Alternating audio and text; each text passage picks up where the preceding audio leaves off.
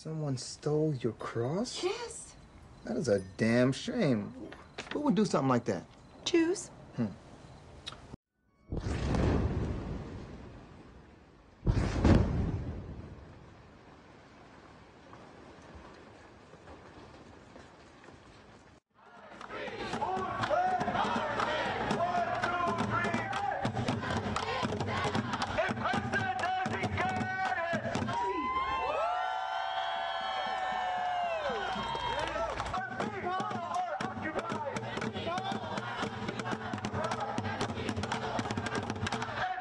Three Palestinians, including a senior militant commander, have been killed in an Israeli forced raid on the West Bank city of Nablus, while another 69 people were injured, many seriously, in subsequent clashes. That's according to the Palestinian Health Ministry.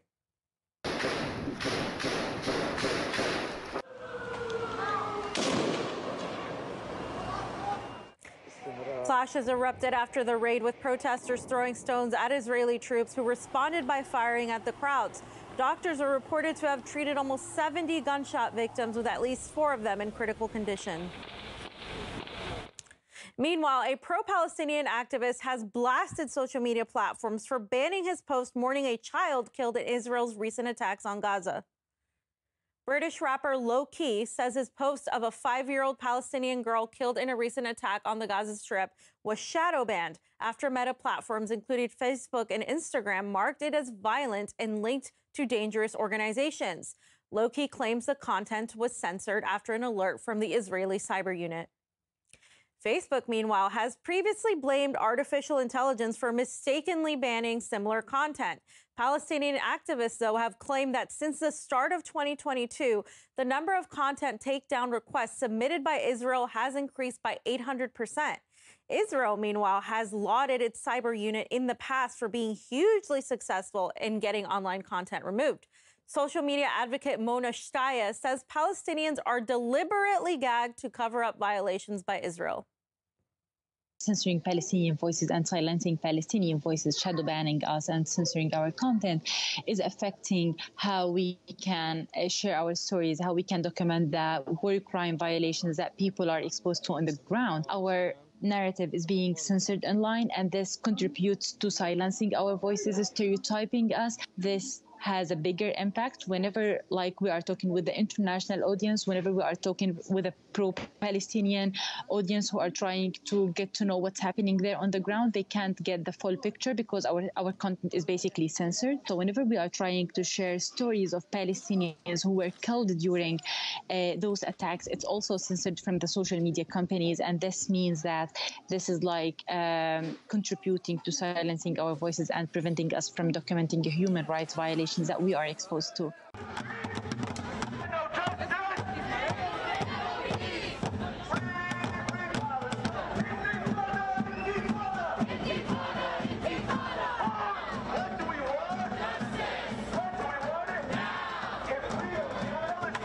3 days of clashes between Israel and a Palestinian militant group included a number of what Israel called preemptive airstrikes on Gaza, which left at least 44 Palestinians dead, including 15 children and more than 300 wounded. Yet despite the photos and videos that were shared across social media, which showed Israel clearly targeting heavily populated residential areas, there was virtually no outrage from the West.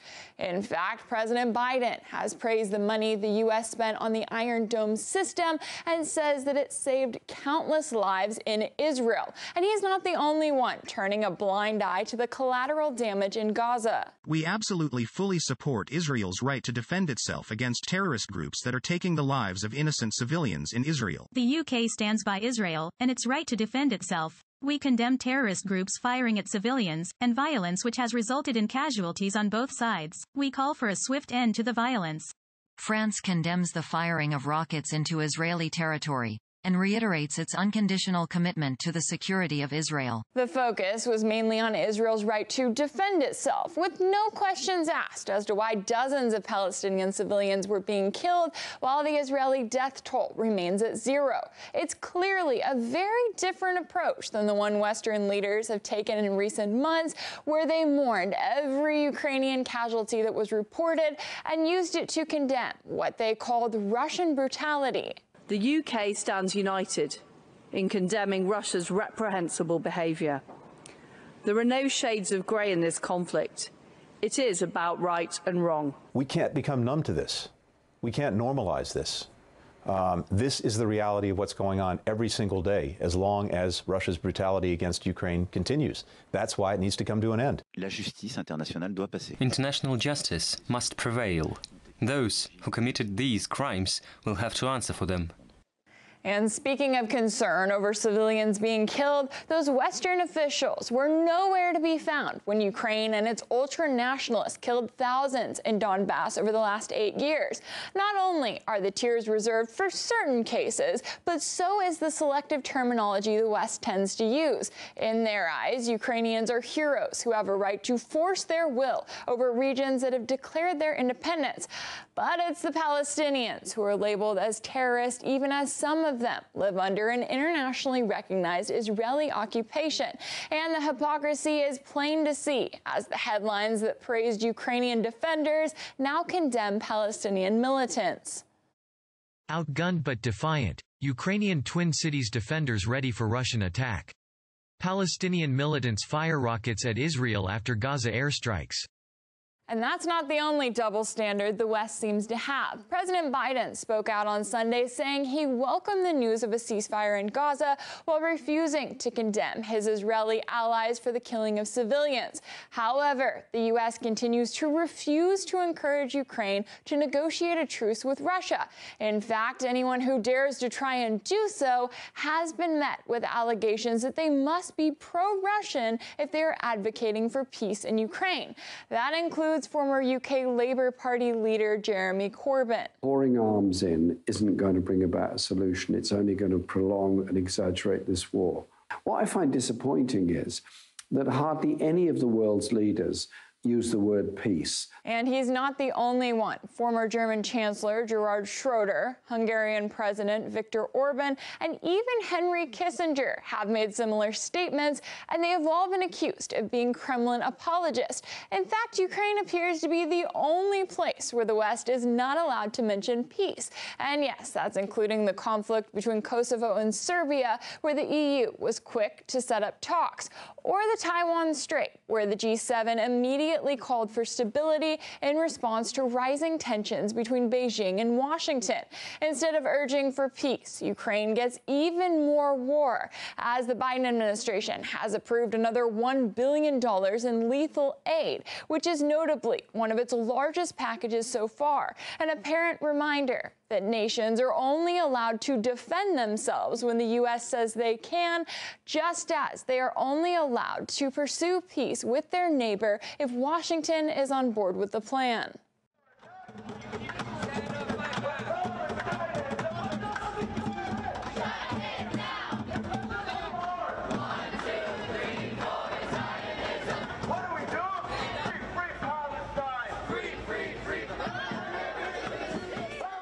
Border police have responded to a claim that an IDF soldier fired at an RT film crew. This is partial footage that does not show the event in its entirety. There were crowds of protesters rallying, throwing stones and bottles at police workers, and trying to enter the Israeli territory. The forces on the ground fired to disperse the crowds and repel the attacks, and, contrary to what has been claimed, no shots were fired at media crews. There are noticeable concerns on the part of the Israeli army that there will be a response. Oh, the military is firing right at us. However, you can see from footage from the live broadcast that was fired at the RT correspondent and journalists from other channels as the RT cameraman filmed Israeli forces moving towards Palestinian protesters on the border with Israel. The crew dived for cover, and fortunately nobody was hurt. Targeted RT journalist Yafa Staiti has shared what happened.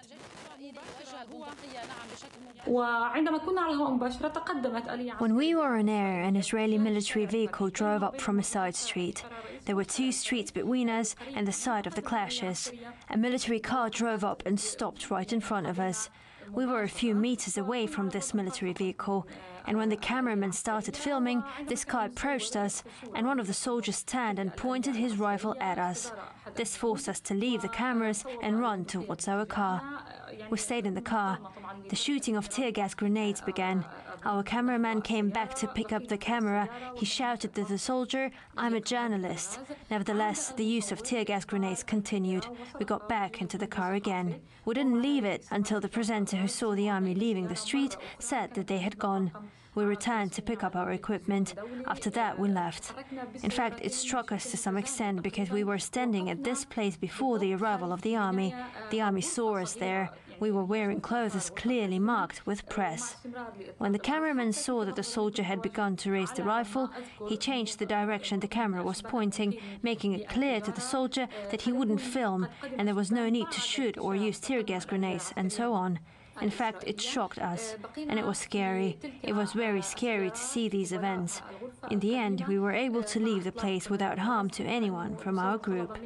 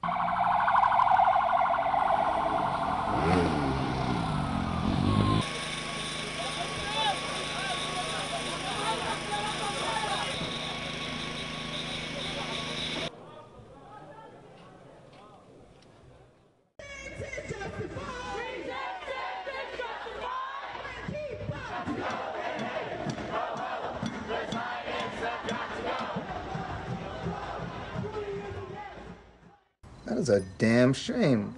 Who would do something like that? Jews.